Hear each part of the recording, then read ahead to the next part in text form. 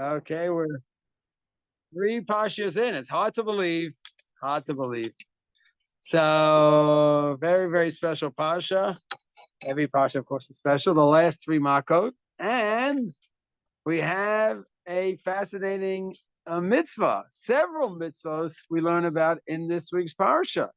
Okay, so we have. We have Rosh Chodesh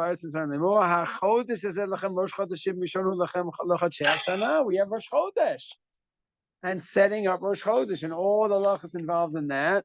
Now we do just based on the calculations in the calendar. We don't have the true Kiddush HaChodesh. We still commemorate it once a month in Shul by doing what? The Shabbos Mevarchim, to tell everyone that when Rosh Chodesh is coming, we do it standing like they did back in the Beit Din. Remember that mitzvah, and hopefully we'll have that back again. We'll have Sanhedrin back and all the different mitzvot. So that's a Chodesh Elochem Rosh Chodeshim. And then you have in the second half of Yud Bet, chapter 12, where he says, after talking about Rosh Chodesh, not second half, it's really the beginning of it. Just mentions Rosh Chodesh and it talks about this mitzvah. Everyone has to take the Set Tamim Zachar, the details of the 4 days you keep and watch over it, not like future times. It was a special time in Mitzrayim. They had to watch it over for 4 days. L'chumen Adam, and then you have the special mitzvah also. You have certain mitzvahs of Korban Pesach that's for eternity, which we'll have Yitzhak Hashem this year. We'll have Korban Pesach again. Where's the Amen? Thank you very much. So, listen, the Gemara says a bracha from the head yod. Any simple Jew gives a bracha. You say, Amen. You never know. You never know. So who knows what my brachas are worth? So he says that, so there's certain mitzvahs that we have forever, all details, certain Korban Pesach details we learn from this spot. In other words, are just for that 1 year, the 4 days of taking and tying up to the bed. Then the lintel, putting the blood on the lintel, the doorpost, that was just for that year. We assume mezuzah is that parchment. That is an example of mezuzah, it just means a doorpost. We put a mezuzah on the mezuzah, so to speak. And you have all those details. Out to basar, then you have the meat, you roast it, you don't cook it. At night, Pesach, you're not supposed to roast meat for Pesach night because it might look like you're roasting as a korban, and you cannot do that. So fascinating. Some of these halachas still we have till this day. Then I'm going to go through Mitzrayim, and I'm going to go ahead and wipe out the Mitzrim, Kol Bechor, the firstborn Mitzrim, the firstborn Behemot. And I'll see the dam on your doorpost, and that's going to be a sign. Ufasachti alehem. I'm going to do what? Pass over. Okay. And it's always going to be a commemoration. Zikaron l'chadem l'chag Hashem, and forever you're going to do this. And then you have the first day of Pesach, the 7th day of Pesach. You have to be very careful with all this. And that's it.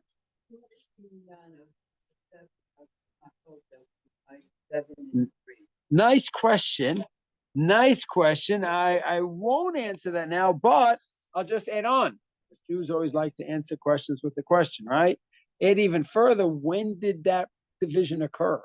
We have the chapters in Tanakh. That division is from who? The Christians, not right, non-Jews, the Gentiles. Why every Chumash in the world still is printed? Hasidish, there's no printing press that I know of where you go into the shul and they will take out chapters. And the chapters come from whom? From the Goyim.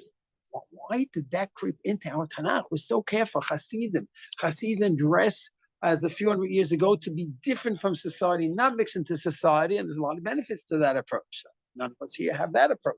But those who do, I understand. Just keep separate and keep insulated, like circle the wagons. But the same Hasidim that want to keep so far away from society, and I appreciate that, they're going to have the same chumash that we have with the chapters from. What is that? I don't have an answer to that question. I don't understand how that happened. Why do we let them infiltrate? The printing press hundreds of years ago, we had no control, but now it's not a Masorah. It's a defective tradition. It's not a true. It would be very hard. So so now it says, I'm not going to get into this now, but is this so? What Lisa's saying is, yeah, we would want to change it, but it would just our hands are tied because it just wouldn't work. All kids, everyone learns that way. Maybe, or maybe it's not as bad as I think. I would think we do not want any foreign ideas intruding into our Tanakh. Anyways, you were asking something else. You were asking about the parsha. Parshas, that is from our Masorah. But we didn't always divide it up the way we do now. They used to read the whole Torah, not once a year, but once every 3 years. So it's an interesting question how the division, who divided. It's a nice shot. So I'm just adding to your question, not answering about how the division developed. So now, after this whole chapter, Perek Yudbet, okay, where the chapter continues according to, as I said, the foreign chapters. But the halachic chapter is not called the chapter. The halachic chapter is called what? A parsha. Every few psukim in the Torah where there's a little space, that's a parsha. We have what's called parshat bo, parshat shavua, but every paragraph, that's the halachic divisions. And then you can have a series of paragraphs that will make up a parshat hashavua. The one author that tried to keep closer to the parshos more and focus more on that than chapters was whom? Your old friend, Baya Kaplan. In his Living Torah, Chumash, a remarkable translation of it, so remarkable. And he was a rising star in that 1980s, dozens and dozens of books, and then unfortunately just died tragically. And so he was amazing. So he focused more on parsha paragraphs, and then the chapters itself, which I appreciate that he did. Anyways, so at the end of a parsha, within parsha bo, it finishes off Vayechu vayasu b'nei Yisrael kashet tzivadana es Moshe v'Aaron kenasu, and the Jews went ahead and they did like God commanded Moshe and Aaron to tell them. Kenasu, they did it. Very nice. They did the mitzvah. Okay, it's good to know. Rashi picks up. They were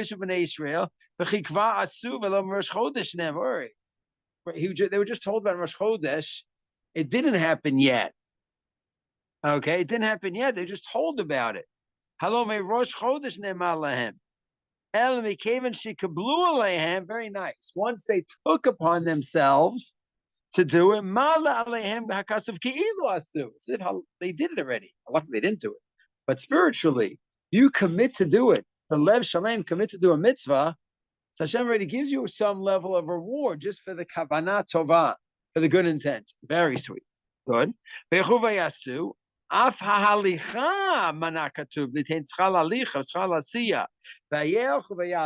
rewarded just for going.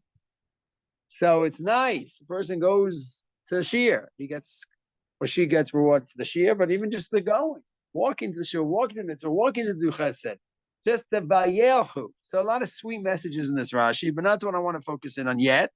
Like Gid Shivchan Shel Yisrael, to give over the praise of the Jewish people. Shlohi Pilu Davar Mikol Mitzvot Moshe v'Aaron. They didn't go ahead and miss anything out. They didn't miss out anything from what Hashem told Moshe. Lohi pilu davar. Yikom mitzvah Moshe. And they told them about Korban Pesach, told them about the blood on the lintel, on the post. They didn't leave anything out. So therefore, they are given praise for that. Okay, nice, sweet, Nechmad. But I don't think it's so simple because, I don't know, they're on the way out of Egypt. God gave them a mitzvah. They saw 9 out of the 10 Makos already, right? The only one left is Makos Bechoros, right? And so they saw a lot. What? Yeah, Halavai, Makot, everyone there, all the enemies, Mitzvah Hashem. So they saw a lot, and they're keeping the halacha. Very nice. And so we could say, praise everyone who davened this morning. We could praise all the men who put on film this morning. Very nice. I mean, Halachik Jew, that's what we do, no? Mm-hmm.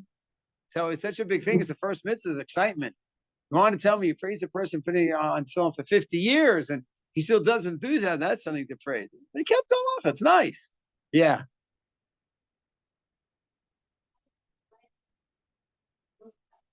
Ah, very good. So you can certainly say it was very praiseworthy. It was gutsy. It was a gutsy move, which I agree. That's definitely part of it. And I agree.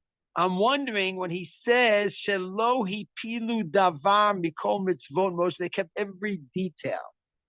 So you say, well, that was one of the details, and they're praised for that, which is nice. I'm wondering if there's something else. I wonder if there's another idea. Shelohi pilu davar. They didn't miss any. What?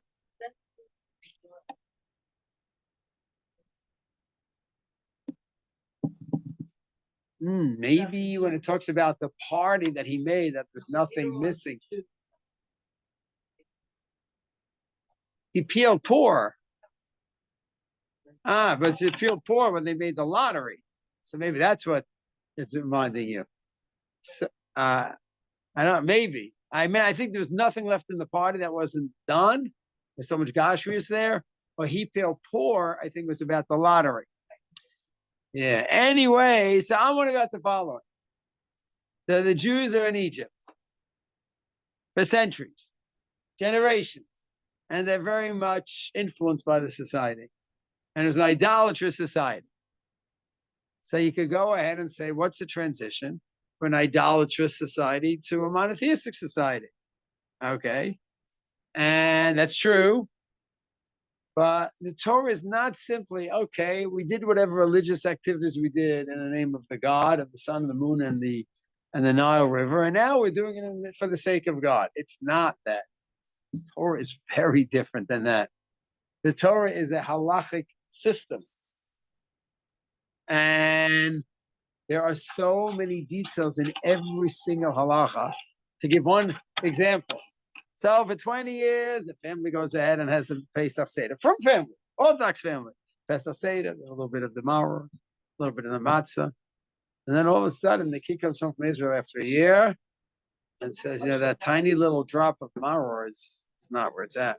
He doesn't go to extreme. There are different opinions on what is the size, but a drop is definitely not a kazayis.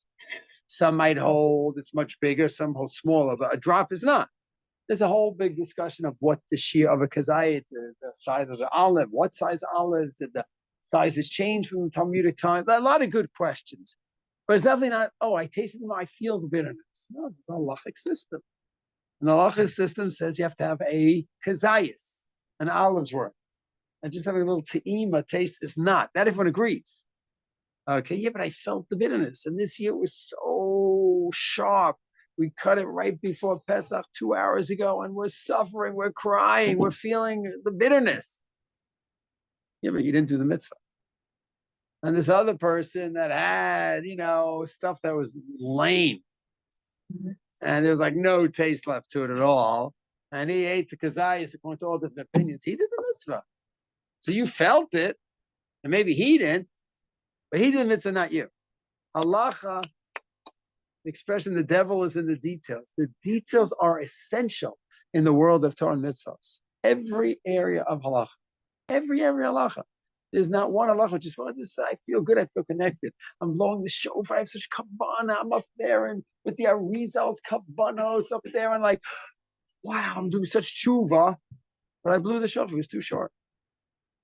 I didn't have the right shear. Oh, it was so moving. It was very nice that you moved by it. He didn't do the mitzvah shofar. Then you have this other one who's going ahead 3.67 seconds. He's blowing, watching it. Got it. Okay.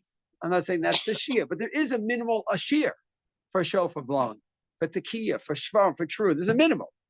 And one person just is so emotional about it, but he's not careful about the shear in any way. So just like quick tutor, it's not yotzei. And the other one, no emotions at all, but he's yotzei. Of course, we want both. We want all the emotions, the tvekas, the spirituality, together with the technical. One without the other, either one is no good. You have the spiritual without the technical, you didn't fulfill the halacha. You have the technical without the spiritual, you fulfilled the halacha, but you didn't elevate your tvekas as much as you could have. You fulfilled the halacha, which of course is an elevation. Okay, but the details, and there's not one mitzvah where there's not details. Not one. There's no feel-good mitzvah. Not one. Every single one of the 613 mitzvos and every one of the rabbinic mitzvos, if you don't have a posik, or you're not well versed yourself with the details, you're not going to fulfill the mitzvahs. I guess you may be right, maybe lucky, but that's it. Anyone, any of the Yisurim and any of the mitzvahs. And this detailed system, what I'm wondering is that does not appeal to many people, and especially to new generation just being inculcated in this new world of halacha. It's like, come on, give me a break. And especially people exposed to an idolatrous world. So fine, we'll move over from that world to monotheistic world. But like, it's system of the blood has to be this way. If I put the blood this too high, too much, and I don't put it in the right place, like I shechted it, I shechted their God, and I put the blood up, and give me a break.